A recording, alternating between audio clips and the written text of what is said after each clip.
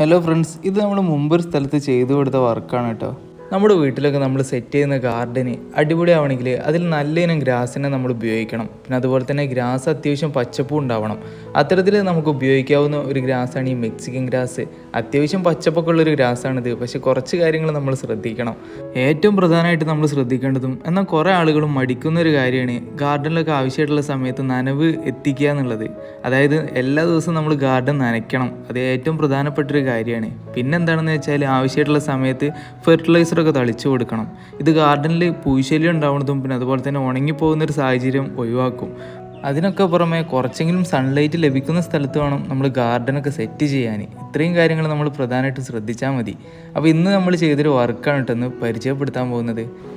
ഇവിടെ ഈ ഒരു ചെറിയൊരു ഭാഗത്ത് ഇത്തരത്തിൽ ഇൻ്റർലോക്കൊക്കെ ചെയ്തിട്ടുണ്ട്. അപ്പോൾ ഇതിൽ കോൺക്രീറ്റൊക്കെ ഇട്ട് സെറ്റാക്കി വെച്ചിട്ടുണ്ട്. അപ്പോൾ ഇതിൽ നമുക്കിന്ന് ആർട്ടിഫിഷ്യൽ ഗ്രാസ് ഒട്ടിക്കാനുണ്ട്. അതാണ് നമ്മുടെ ഇന്നത്തെ വർക്ക്.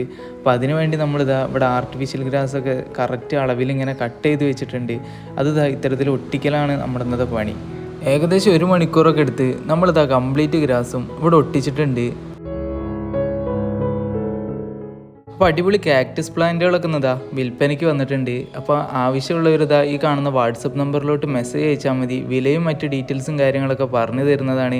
അപ്പോൾ വീഡിയോ ഇഷ്ടപ്പെട്ടാൽ ലൈക്ക് ചെയ്യുക, ചാനൽ സബ്സ്ക്രൈബ് ചെയ്യുക. Okay, by.